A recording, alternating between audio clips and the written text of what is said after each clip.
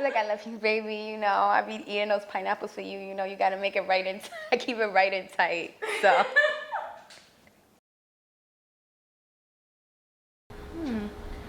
Do you think that the pussy has power?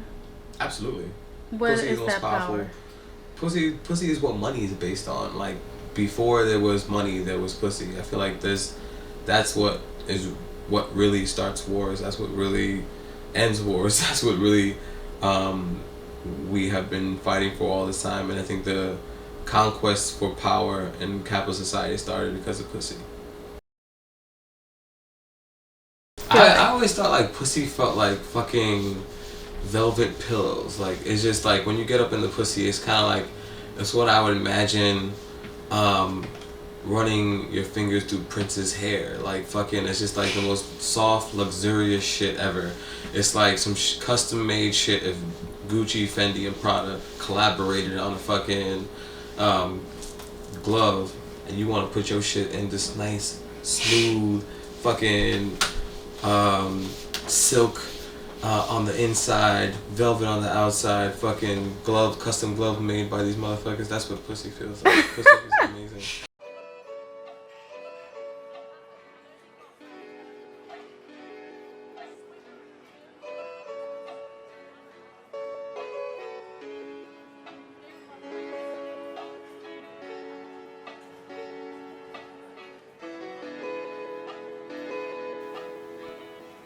I don't know what I would name her. Oh my goodness. What would I name you, sweetie?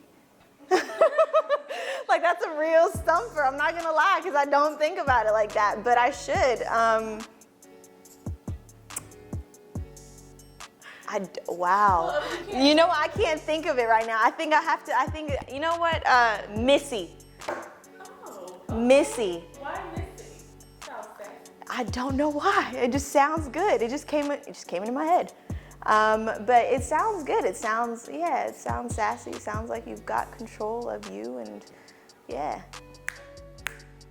That's what you do. It's Missy. She gets the job done. Vagina takes all the fun out of it. My vagina just sounds dry and whack. And cunt has been associated with something very violent, and it ends so abruptly. It's just like cunt, fucking cunt. I always imagine like a white boy saying, "You fucking cunt." I just like hate that. I never would say to the girl like, you know, let me in that cunt, girl. I want to say something delicate and cute, like Lala or something. But I'm thinking something powerful, like Cleo. You know what I mean? Like a goddess. It just flows off of your tongue, you know what I'm saying? Pussy.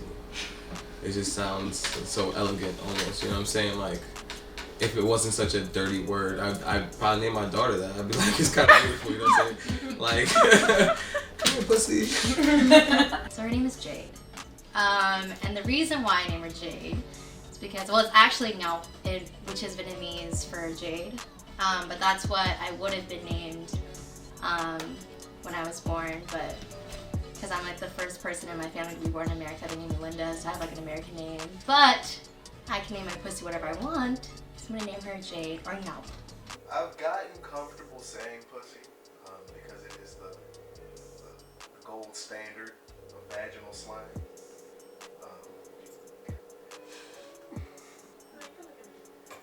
But my favorite terms for vagina are like shit from the 70s, because my stepdad used to have a bunch of old black porno magazines hidden in his comics in our basement when I was a kid. And I would go through, I'm looking through comics and I'm like, oh, what's Snatch? And it's like, they're not Playboy at all.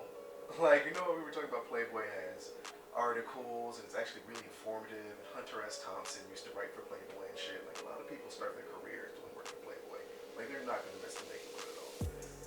But these magazines were all about pussy. Like, it was just pictures of women just, wow, just spreading, just dildos around, because insertion wasn't where they were as a country.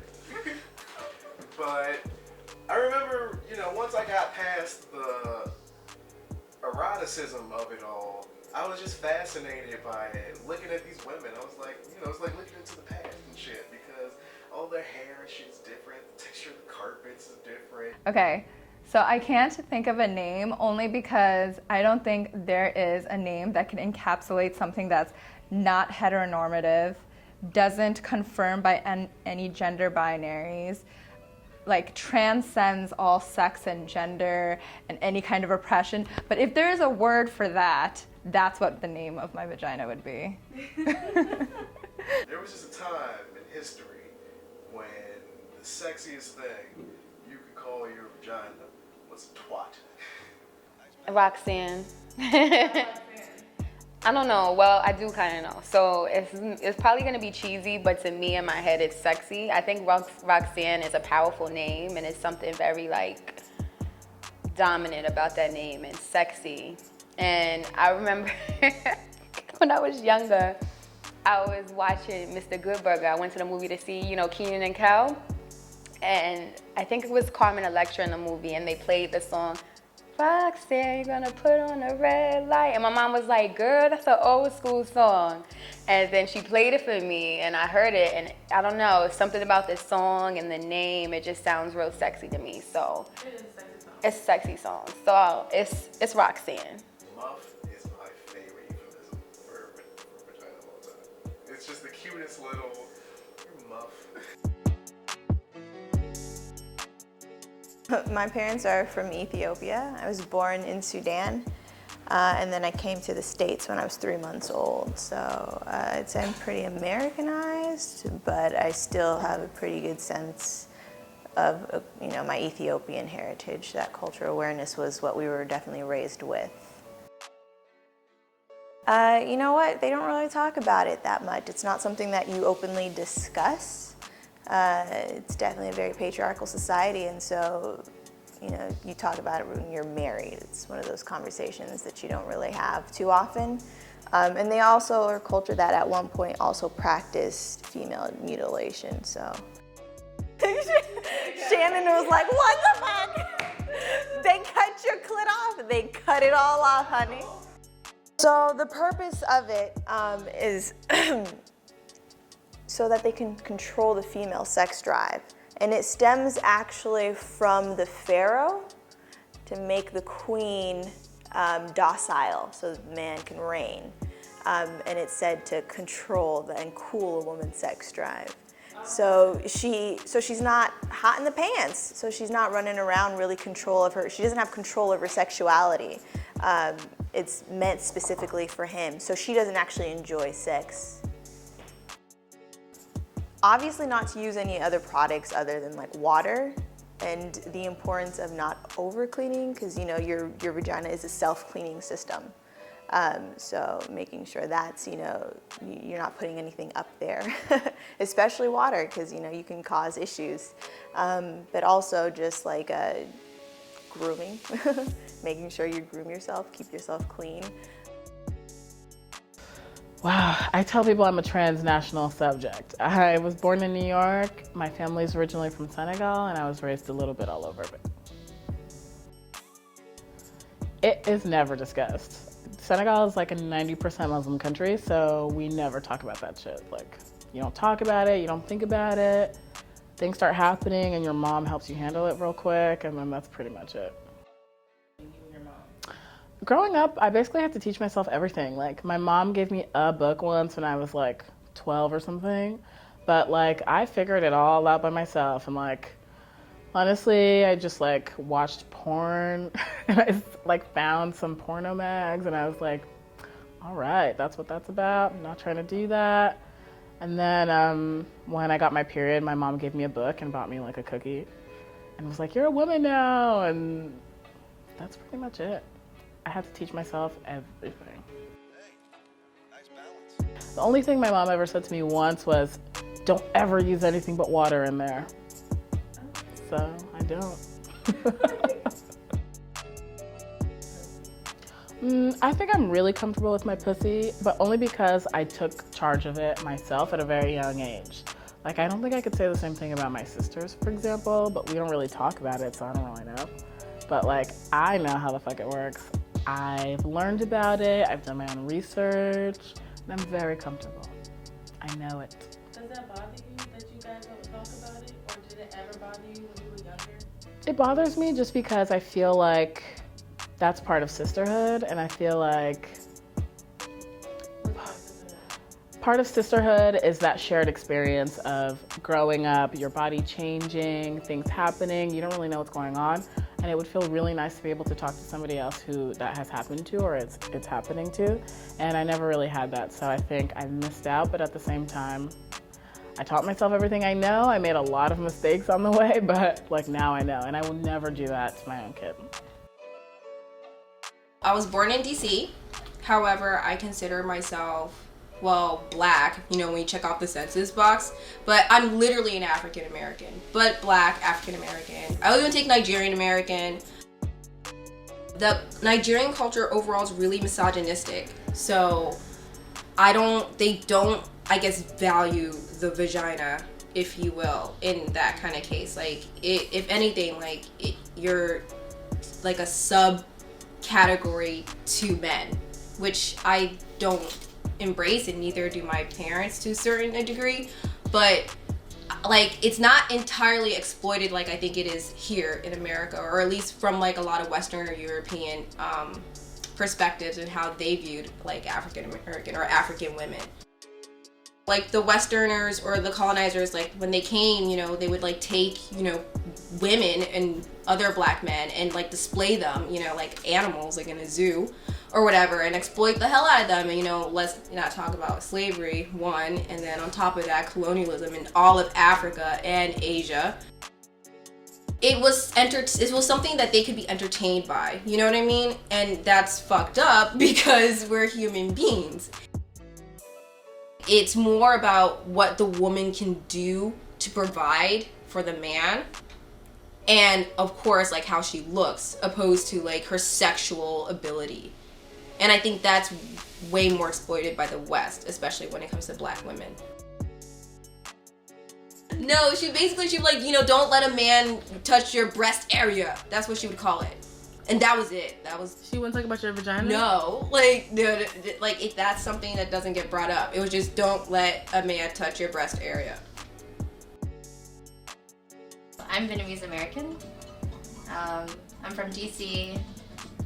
Families from Vietnam came over here in '91 and have been there ever since. And now we're in Brooklyn. Growing up, I always called my pussy chiem, which in Vietnamese it's called bird, I guess. So I guess like the connotation of that being a very gentle thing for like, you know, little girls. It's like it's not really referred to, and like I actually don't even know what it's actually called in Vietnamese, like the actual proper name for it. I only know it by that.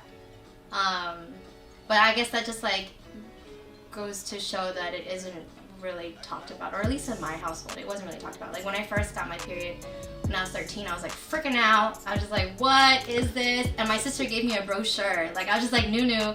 My sister's name is Nunu. I was like, Nunu, I think I got my period. And she's like, here. So she gives me a brochure and that's it. That's like the end of it. Like I don't have a conversation with my mom. I don't really have conversations with my sisters even now about like that, or even just like sexual, like just stuff like that. So it's not really talked about. I'm not gonna lie, it gets uncomfortable. Like it's very uncomfortable for me. And I think growing older and being more on my own, like I've had to really just like push myself to try to learn about that part of myself. You know, like for a while, it was just kind of like that thing that I had, you know, you just like put it aside. It was like my last priority, I guess. And it like scared me. It scared me to try to like figure out that part of me. I was born and raised in New York, from Queens-ish, Long Island area. My parents are from India, and I was born here. It's never discussed, so I have no idea. We like never ever talk about it, besides the fact that my mom was a nurse, so she would constantly tell me like, you have your period now, so you have to be clean and blah blah blah, but we never talk, like we don't talk about pussy ever. I don't think any Indian person I know has talked to their parents about it. She would tell me to keep it clean, stuff like that growing up, but I think that was like her nurse instinct. But besides that, we did not talk about vagina or sex in general at all. I remember one time randomly, she like pulled me aside and told me she saw an Oprah episode where there was a teen who was pregnant, and she told me don't ever be like that. And that was the only time we ever talked about sex. I think growing up, well, I don't know if everyone else does this, but like I just naturally was curious because no one was talking about it.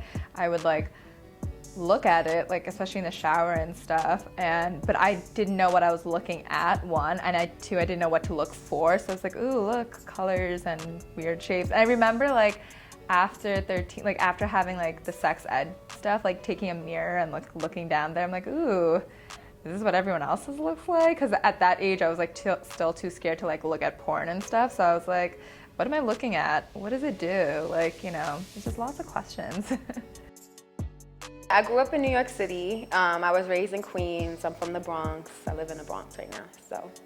So my dad's family is Creole and African American, and my mom is African American. The vagina isn't celebrated in the African American community. I don't think it's celebrated in a lot of communities. I think it's almost shamed, and it's something that should be kept hidden under beautiful panties and just not seen unless you're performing some type of sexual act with your husband or partner. I didn't grow up in a liberal type of family where it's like pussy power. They're very conservative. Like a woman is supposed to wear undergarments and supposed to have a robe on and keep herself covered. So I didn't really have a lot of exposure to other women's vaginas per se. My mom was a little open with me. I would see her when she would get into the shower. So that was just like the model of how a woman's vagina looks. She's very personable, and I feel like I can go talk to her, but she's a little awkward when it comes to discussing those things, even though she is a woman because of her history. She had a rough upbringing. Her mother passed away when she was 13, so she never, and a lot of her aunts also passed away, her mother's sisters, from all types of illnesses and just different things. So she's never had that woman. She was raised by her father. So I think us making that connection was a little bit tough for her, but she was open to doing it. She wanted me to learn because she never had anyone to teach her. Born East New York, Brooklyn, born to Haitian and Dominican parents. So I'm of that descent. I'm Afro-Latino, but I'm black. Well, it's something that's respected and discarded at the same time. It's something that is valued for selfish purposes, and then in the same moment, it's spoken about in a negative context because in the same mentality of other Caribbeans, we consider the period to be a very taboo subject. It's something that you don't really talk about around men. So whenever someone talked about a vagina, it was either only about sex or about a woman's period. I am one of two males in a family of 25 women. So I have like 25 female cousins. That means that when I was a baby, we all took showers or baths together. And growing up, nudity wasn't a big deal. And being Spanish, I guess, people just don't really care about kids identifying their private parts or whatever. So I remember when I was a kid and we were all kind of like taking a shower one day, I went to go, I'm second oldest, so I went to go bathe my little cousin or whatever, and I went to go wash her private parts, and I just kind of stared at it like, what? Where's your penis? I just kind of was like, you're missing things. And I went to my aunt, running up to her and was just like, oh my God. Her name is Ciara. I was like, Ciara is like, her thing fell off. Like, come get her. She needs help. Her thing fell off. And she comes running. She's like, what the fuck are you talking about? What fell off? And she says, and she looks at what I'm pointing at. I was like, oh, her thing is missing. And my aunt Maggie just starts dying and laughing. I'm just like, you evil, evil woman, how dare you? She needs your help. I was so confused. And then it was just a period where I asked my mom like what was happening.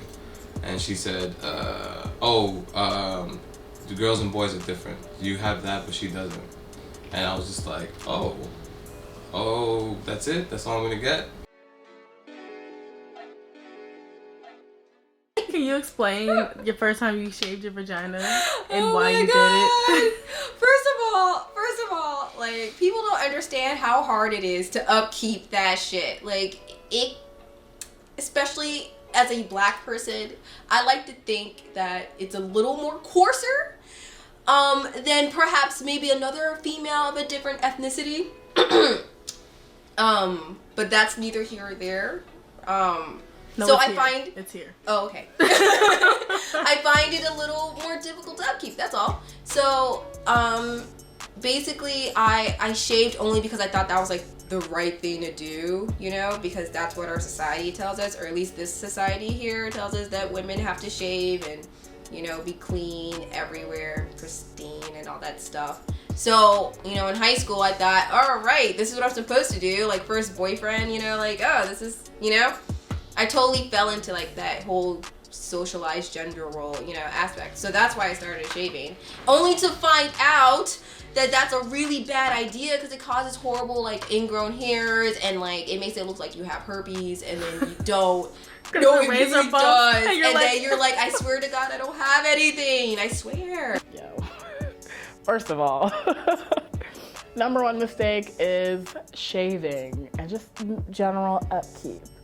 As I said, I looked at like porno and stuff and like it kind of presents you with a really false image of what a vagina is supposed to look like. Like everybody has like these pink little immaculately shaved little pussies that are just like perfect and whatever, and that shit is not real. Like I spend a lot of time like not understanding ingrown hairs, not understanding shaving patterns, hair growth, all that kind of stuff, and I had to teach myself, which is very painful, but at the same time, like I said, my daughters will have a better time around than I did. So.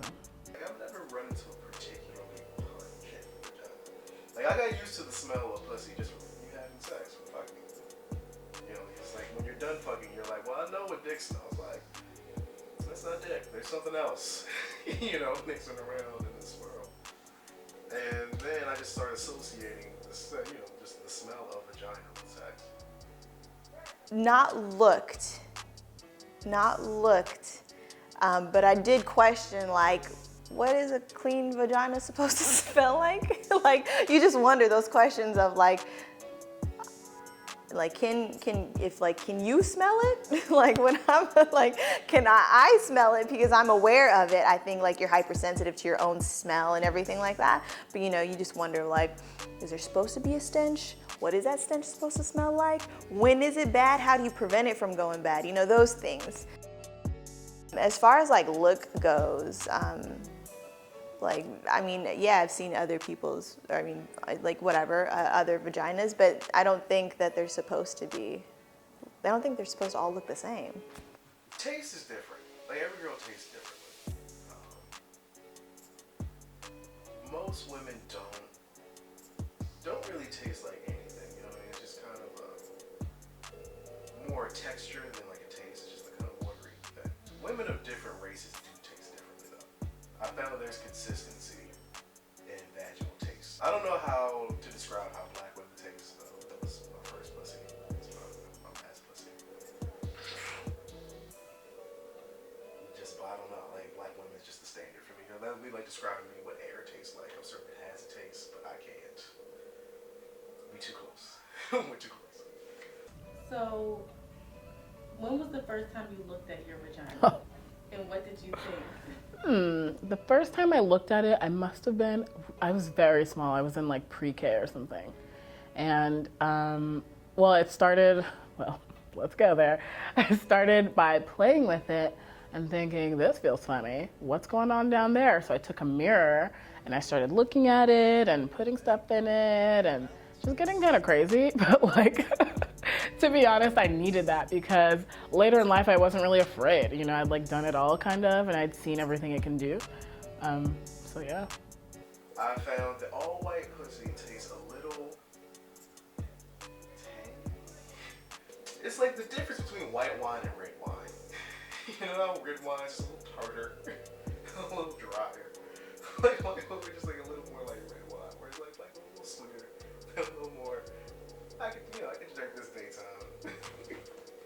I just wondered, but then I realized the same way everyone has their own body odor, you know, you're gonna have your own pussy smell. Luckily, the fish thing is not a problem on my face. You know, you gotta get comfortable, and that's why I feel bad for a lot of other women my age who have not done the digging, so to speak, because then like you're not comfortable with yourself, you can't be comfortable with another person, you're so hung up on what it's supposed to look like and what it's supposed to taste like and what it's supposed to smell or feel like you can't really enjoy yourself, you know what I mean? And to be honest, that fish smell is only oxidized whatever blood, so you're just smelling rusty blood. That's what it is, because we're human, and we apparently bleed out of a quite large hole in our body for like several days. So yeah, it's gonna smell like. Indian women taste a little like cinnamon. Actually pretty good. Puerto Rican women. It's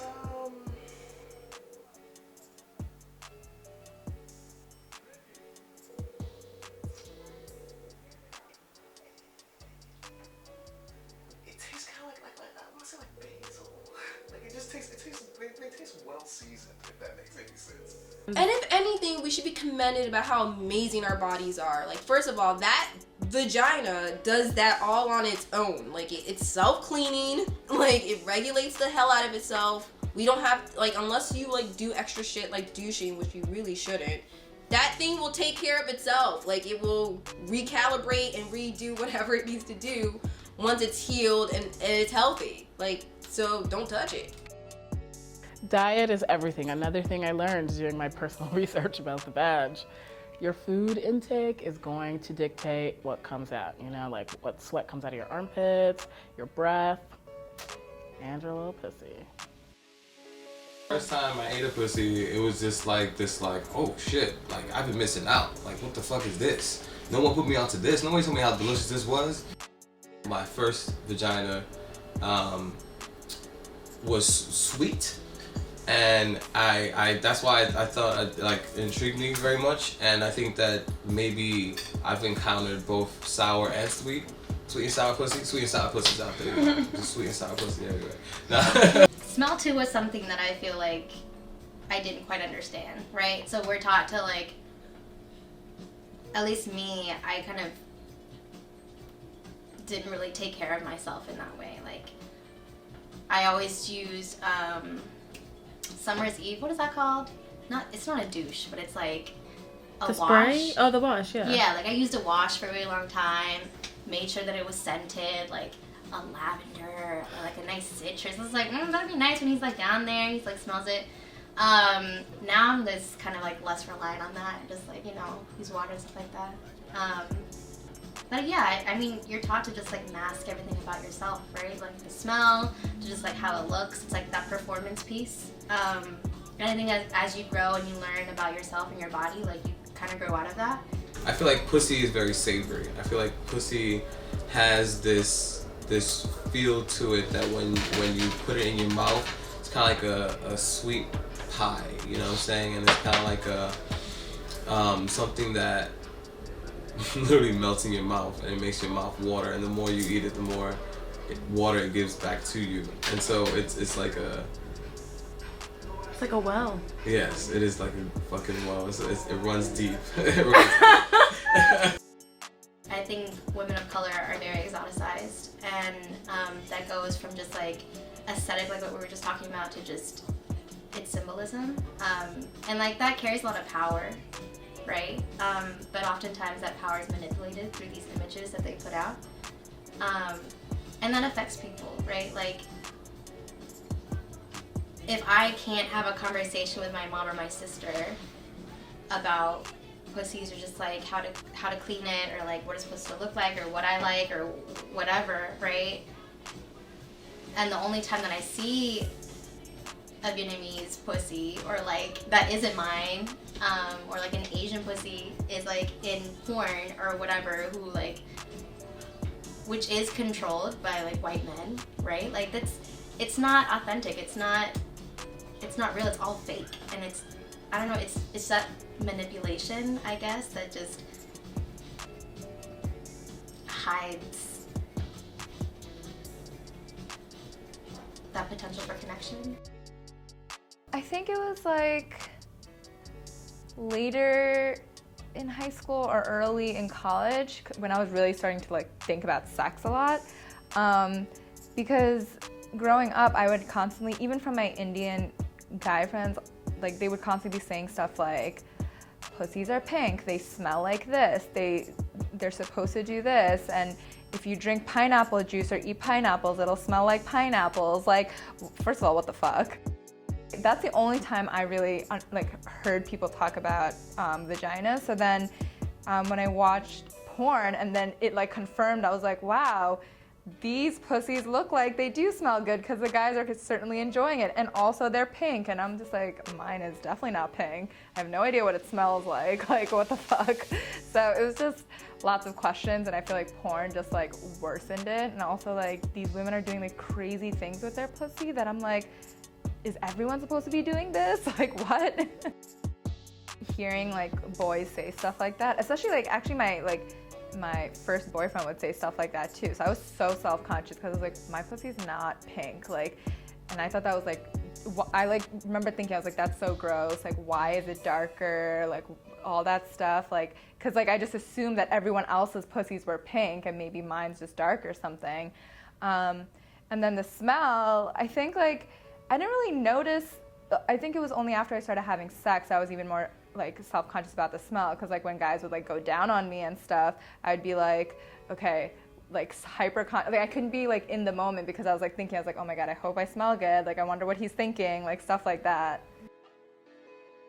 I don't know, for a long time I thought like shaving everything off was like the best way to go, because that's what you're taught, or not what you're taught, but that's what you see. And I guess I try to mirror that because I'm like, oh, this is what everyone else is doing. Like, okay, I guess like that's the way. Like, let me try it. And I thought that's just what men liked. At this point in my life, I don't really give a shit about what men like. I like what I like. So it's kind of just like doing its own thing down there. You know, we trim, we like do what we can. Make some pictures. Exactly. I don't really give a fuck about the hair, honestly. The hair is not important. Hair is not important on a pussy. It does not define the pussy. There's never hair growing inside of the pussy, which is what I'm trying to eat anyway. So it's just necessary, like, it might tickle my nose or some shit, and that might fuck up my concentration. But that's about it. That's the worst You part have to about it. concentrate to eat pussy? I mean, I'm fully focused. When I eat a pussy, it is like, that is all that is taking up my time. I cannot speak to you. Because I don't mess with a lot of men, that it doesn't affect me and I just ignore it. But I hear stories of my female friends who tell me the ignorant things that men say about the vagina, and they expect it to look a certain way. They watch the pornos and they say, oh, every vagina is supposed to look like that. But no, a vagina is just like a person's body type. Like, there's not just one body type. We all come in all different shapes and sizes, all different colors, and that goes for the same thing when it comes to your vagina. And the smell is one thing. I don't know if they just think it's supposed to smell like roses all the time, but that's not the case. They have all these expectations. I feel like porn mostly is dangerous and violent with men. Yeah. Because they internalize that and think that that's how pussy is supposed to be. It's dangerous for both. Like, I think we fail to admit that as a society, that we think it's very healthy, right? Because it's that allows you to explore sexuality, but at the same time, it's very unhealthy because that's what you think it's only supposed to be on both sides of the party. That's what you're supposed to perform as, you know, as a woman. That's what you're supposed to be able to do, and then as men, that's what they expect you to do, and that's a problem. It's problematic. In my encounters with white men who shall remain unnamed, I think they've been surprised by how it looks, mystified by how it looks.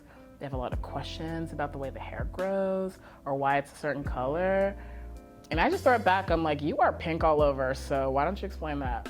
You know what I mean? Like, there's no need for them to explain because they're everywhere. Even in porn, they're fucking everywhere. But we are a mystery to them always. Our hair is a mystery, our music is a mystery, our culture is a mystery, and our genitals are a mystery to them.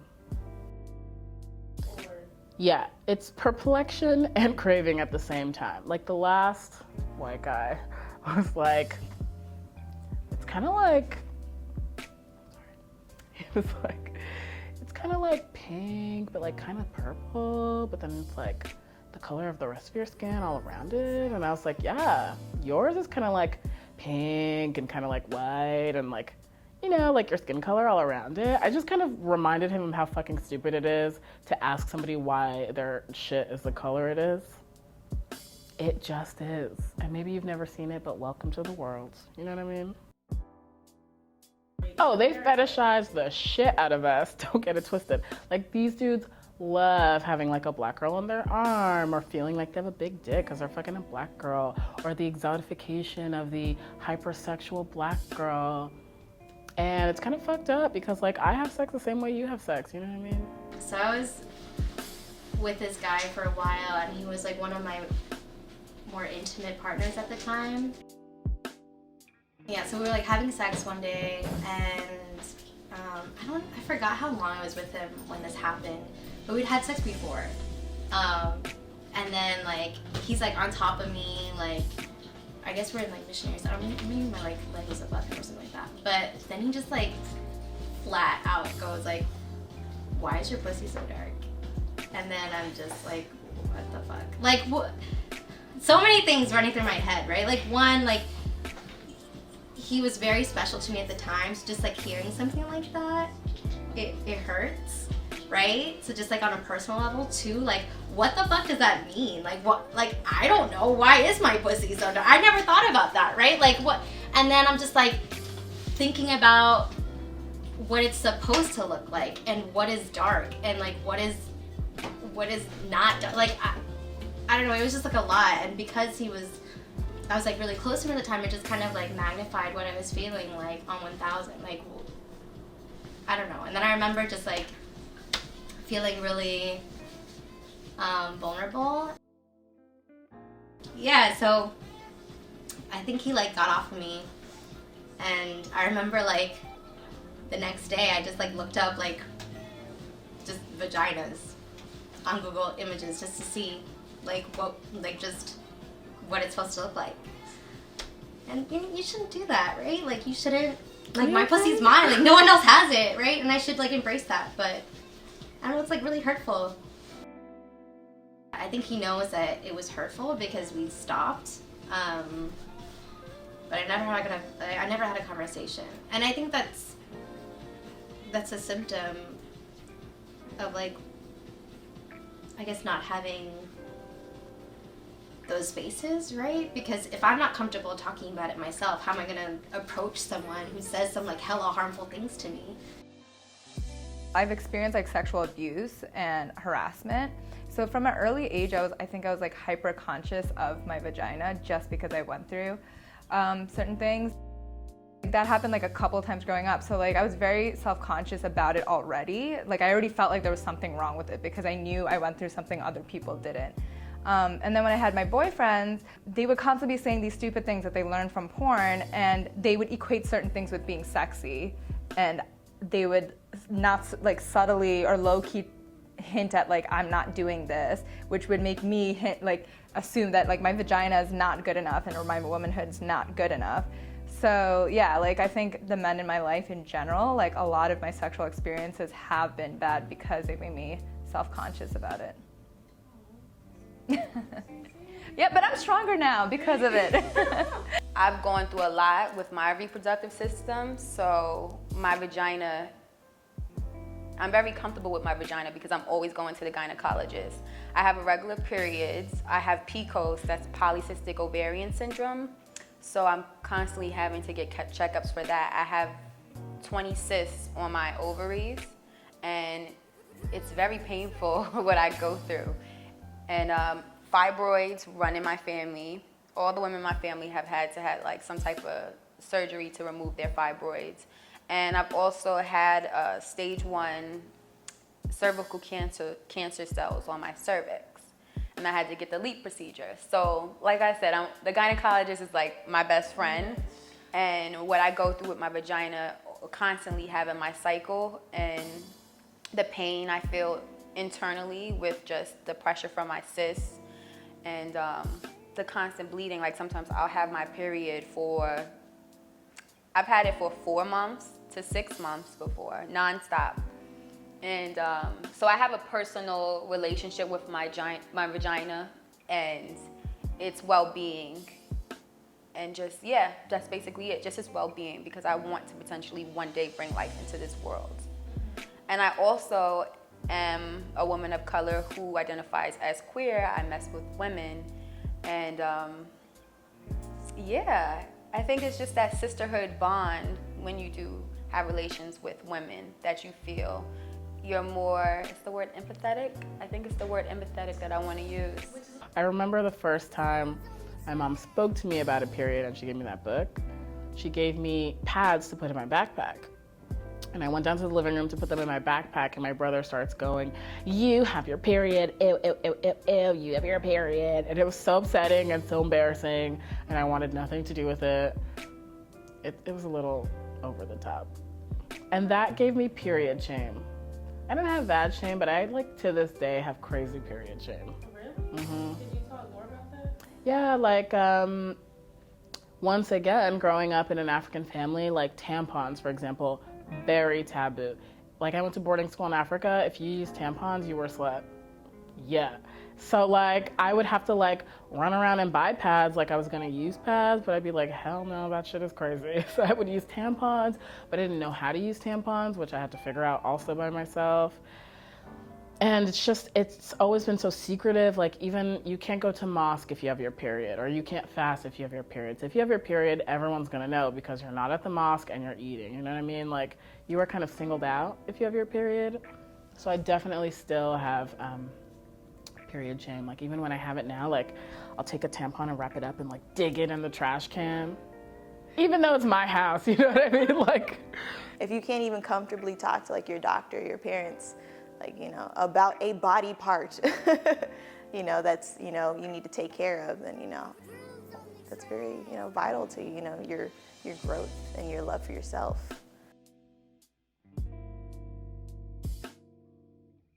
From the moment that you are born in this world, and you are then, you know, they look at your genetic bio, they look at your parts and like, oh, you're a girl, that's a boy. So from that point on, you're already set on a certain path on what you're supposed to do and what you're supposed to behave like and what all of those things, and that you're carrying that for your entire life. There's so much more, it's loaded. Being a woman in this world is so much more than just makeup and all those, or your exterior persona, so to speak. Do you get what I'm saying? We carry children, we bring children into the world. Like, having a vagina is a pretty intimate thing. Like, it's literally, maybe I describe it in like the worst way possible, but I mean, I don't know how a guy would feel if he had like a giant hole. I'm not saying like it's a giant like hole, but it's a pretty big hole in our bodies compared, like, other than like our mouths, you know, or like, you know, something could be inserted into. And then to have literally another human being come out of it. Yeah, okay. And to have that capacity to do that, I mean, we're literally walking miracles. but I really do link my womanhood to my vagina, only because it seems to be at the center of everything. Like, it's where everything started to change, you know? Like, I don't know, like, my vagina started growing hair, my tits started getting bigger, like, all these physical things started signifying womanhood for me. And I think that seeing that in other people, even though I wasn't allowed to talk about it, made me feel like, oh, I'm like joining the ranks of like these women, you know, which didn't feel great at the time. But now I really appreciate it because I feel empowered in that. Like, I feel empowered in the fact that my breast can feed a life, or that my uterus can carry a life, or that I produce eggs every month, no matter how gross it is, you know what I mean? So I think it's really rooted in the physical. That said, for other people, they have different experiences. They feel like it's social or emotional or spiritual or whatever, but for me, it was purely physical, especially because I didn't want it and it happened, so I had to deal with it. You know what I mean? They're like snowflakes, vaginas. Like they're all different in different ways. And like once you actually get into the mechanics of it all, like it's fine. If you got a vagina, there's something beautiful about it. Like I said before, because I've gone through sexual abuse at an early age, my vagina had always been the reason of like my whole identity. Because that happened from an early age, I was aware of my vagina more than any other part of my body. Like to me, my vagina described this most like incredible part of my life, incredible in a bad way, part of my life more than like my hair or the ability to wear nail polish, and it affected the way I talk, I experience things, the way I see myself. Reclaiming it also helped me define my womanhood through my vagina too, because now I feel empowered because of my vagina. That, like it's not about nail polish and hair, but it's the fact that like I went through shit with guys in my life and they did use my vagina as like for their own pleasure without my consent, and guess what, I'm still stronger. My vagina is still mine and it's still not theirs, and despite what they tried to do, I still won, and I came up on top, I think. Every woman should be able to define womanhood as their own. So maybe to some people, womanhood is being able to put nail polish on and do their hair and to walk out in a dress and experience that. Maybe to some other women, it's none of that, and it's just it's just how they were born, or their mindset when they were growing up. But like just because I attach my womanhood to my vagina doesn't mean everyone else has to. So I think womanhood is how you define it, and as long as you give other women that autonomy as well, I think it's fine. But I think I attach my womanhood with my vagina. That's not the only thing I attach my womanhood with, but my vagina is one of them. I think for everyone, no matter what your walk of life is, whether you are transgendered or not, you define what womanhood is to you. We have to let go of gender roles, right? But we also have to, define womanhood for you have to learn and define what womanhood for you is personally. And once you fully embrace that, I think then you can start to, not worry about, fly like an eagle, not worry about everybody else's, and you'll be more receptive to, and that's really a reflection of other people, an individual themselves, and how they are willing to accept other people. That threatening feeling is just because we haven't figured it out yet, but once we do, we'll be cool. Patriarchy oppresses pussy on a daily, on an hourly, on a fucking every second. Men are bent on oppressing pussy. We're bent on controlling pussy. We're bent on having it at our disposal, and this entire nation and culture that we live in right now is built on rape culture, and it's a complete disrespect to pussy. There's no respect for pussy in this world, in this nation.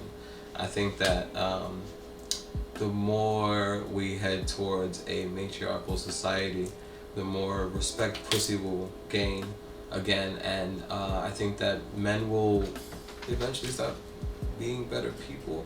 But I'm trying to do my part and take men under my wing to teach them to do better and not judge women as much as we do and oppress the pussy, because the pussy should be liberated. The pussy needs to be free. We need to free the pussy. I'm in a state building, peace building class, graduate, and I'm in a group this semester, and I'm the only girl, and it's 3 guys and just me. And the entire semester, this one guy in my group, Michael, I will not disclose his last name, but his first name's Michael. And he's incredibly sexist. And I will give you an example of what some of the things that he says that are incredibly misogynistic. I had a group meeting yesterday about our case on Egypt, and it was on my slides. We were going through our slides on the computer screen and at the library. And room 610. And we're going through our slides, and everyone was we were kind of like going a run through of like what our presentation would be. And Michael did his, Nick did his, and then I was next. And as I'm going through mine, he's interrupting me the entire time, so I never really get a chance to finish. And then when I finally try to, get to we had 2 slides each. I get to my second slide, and then Nick interjected because I was interrupted by another male, because they feel like what I'm saying is not important, which is why you keep interrupting me. He interjects, and then I flip out because I had enough. I'm not one to just continually be disrespected like that. And I was like, no, I'm not done. I'm not finished. Let me finish. And then Nick was like, okay. He gave me the floor back. And you know what Michael said? He goes, no, she's done. She's done. She's done. Yes. And then I go, I'm done. And he's like, and I'm like, I'm done. I'm done. So, I'm so sorry, Michael. You're right. You have to tell me when I'm done, when I'm finished, when I should stand up, when I should leave. And then he's like, and then he cracks a joke and he goes, some people call me sexist. But he's like, I don't really see it. That's how he kind of like played it off. I don't really see it. And then Josh next to me is like, he's just looking like, what the fuck just happened? And he even says, he goes, dude, we're at the new school. You can't say shit like that. No, you cannot. He's like, okay, Amy, please finish. And then he only interrupts me again. I would want them to know that there's no one perfect pussy. Everybody has their own pussy, their own lip formations, and their own, I don't know, like what you see out there is not real. Like we chase this ideal of like this perfect, tucked, little slit between your legs, and that is not real at all. And I think boys grow up thinking that's real, so they expect it out of girls, and girls grow up thinking that's real, so they try to emulate that. And I'm like, no. My message to any girl would be clear. Love yourself. Be proud of yourself. Anybody who tells you that you're wrong is fucked up. And they're telling you that because they don't want you to know it's a fucked up thing. For boys, I'd have to scaffold it. It would have to be as much information as he could handle at a time about the vagina, because as an outsider, I imagine there's a lot more to unpack. One, it's okay if he doesn't like vaginas, that's fine. If he does, he has to know that that's always consent. Always has to be a thing. You know what I'm saying? You're always renting. Like you never own that vagina. You have permission to be there. Even if you're acting like you don't, you still do. So you have to keep that in the back of your mind that at any minute you can be evicted from this vagina. And you have to be prepared for that. You have to live like at any moment I have to leave this vagina. It's not my space. I would hope that I'm a good enough parent that I can teach my children to be critical and to be aware and to always question things, when need be, and not be a dick about it. Like, don't be that asshole who questions shit. Like, question shit. Like, be that, critical, intelligent asshole who questions shit and back it up. Like, that's what I would like to teach my children, because I think that would be the most beneficial thing for them. And I think it's a great survival skill, especially for women. We need to step it up a little bit, only because we're forced into a society and a situation or whatever environment where we need to always be on the defense. We are constantly being attacked in every way possible. I would definitely want to talk to my daughter very openly about it, and it never has to be like a talk. I feel like talks are just like, they're like so boring and just like really intimidating, and I'm like not that type of person.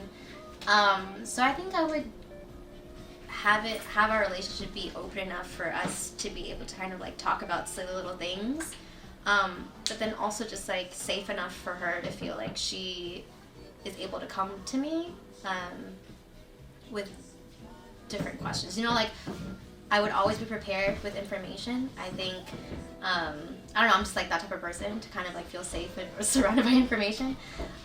So definitely always back her up with like facts and like truth, but then also like lift her truth too. I think that's something that's like completely underrated. What about the son? Basically, based off of everything Oh my you've God. gone through with these, you know, fuckboys and everything, how would you cure the fuckboy through your son? I feel like that's so much more holistic. Like that needs like a strategy plan, like a 10-fold guide to just like embracing and lifting the pussy. Like it has to start from within, because I feel like a lot of men just internalize just like hella shit, and then they just, you know, project that frustration, and it just like goes downhill from there. So I feel like you'd have to, it would be like a 3-prong attack or something with my son. I would have to like build him up as a person, you know, like as my son, as a man who is Vietnamese, as a Vietnamese American man. He needs to feel proud of himself, of his dick and its capabilities and its potential. So that's like one hand. On the other, he needs to be able to respect and lift women for who they are, women and girls also, not just like grown women. But it needs to come from a place of respect and like a place of just like of truth. Like he really deep in his heart understands why there needs to be that love there. So it's like two, and then also I just teach him like give him just like sex tips, sex fundamentals, because boys grow up and they don't know what they're doing most of the time. So I'm just, you know, like little tip, like, hey son, Don't do the when you cat. lick in the clit, you know, be gentle, a little forceful, like that'll go a long way, you know, like little things like that. And I think when you approach children, they're very aware of their surroundings. They may not have a name for certain things, but they know what's going on. And if you were to kind of like try to build something with like a child, or just even like with my son or with my daughter, I would want it to be authentic and come from like a real place. So making sure that it's always like I'm never putting on a performance, like I'm really in it. And I think that goes a long way. Like they'll see it and they'll want to mirror it too. One, I don't think that I would tell them anything different. I'd want my son to know just as much about the ill nana of the pussy as my daughter does. And two, I probably want a woman in the room with me to explain more than I can to both my son and daughter. Because my knowledge of a pussy is as a admirer, as a connoisseur, but I don't possess a pussy, and I don't think pussy can be possessed. So I would want a woman to explain in more detail rather than I can, because all I'm going to do is sit there and talk about technical bullshit, and anybody can do that. I would just want my daughter to be like okay with it. Like I want her to know that she has strength from it, not weakness from it. Because, you know, growing up, I was constantly told that I'm weak because of my vagina, but I want her to know that she's like 10 times stronger than a man, I think, because of it. And I want her to also know that her vagina is hers. It's not a man's to dissect. It's not a man's to critique. It's not a man's to make like adjectives for. It's hers and her own, and she gets to decide what it is, how to define it, you know, how to feel about it, and just to know that she has power because of that. And for if I have a son, I would just tell him like to, in all his words, thoughts, actions, to constantly empower a woman to feel that her vagina is hers, and to know that, you know, despite what the world's telling him, a vagina isn't his to, you know, like critique and stuff. Mother and fathers raise their sons like, oh, I don't want to hear about the period. Oh, son, you don't need to know about that. Or, you know, that's not your concern. You know, you taught girls to be separate, to be private about their vaginas, and not to concern your brothers with your issues, not to talk about your vagina if you have a brother in the household with the males in the household, because they're like, oh, I don't want to hear about that. But if we start teaching our young men at young ages to be empathetic and to learn about not only their body but the female body as well, then it would just change the game. I think there would be less chauvinistic point of views on vaginas if we start them at a early age. Let go of your respectability politics. Stop trying to tell women how to act. Stop trying to tell women that she's a hood rat, she's dead, she's ratchet just because she chooses to do something with her body. Like, if you are sleeping with more than 3 people or 4 people in a monthly basis, don't ever call a woman a hoe, because you are a hoe too. You are a slut, and all those other titles you want to put on someone else, you wear that too. So I think we all need to start re-examining our politics and looking at ourselves with a different lens, and to make sure that we're not judging people and bringing prejudice based on our own ideals that we haven't actually examined yet. And these respectability politics that we're born into because of the society that we live in now oppresses pussy. So in order for you to do better for all pussies around the world, educate yourself about the pussy. Liberate the pussy. Free the pussy, y'all. Say power to the pussy. Power to the pussy.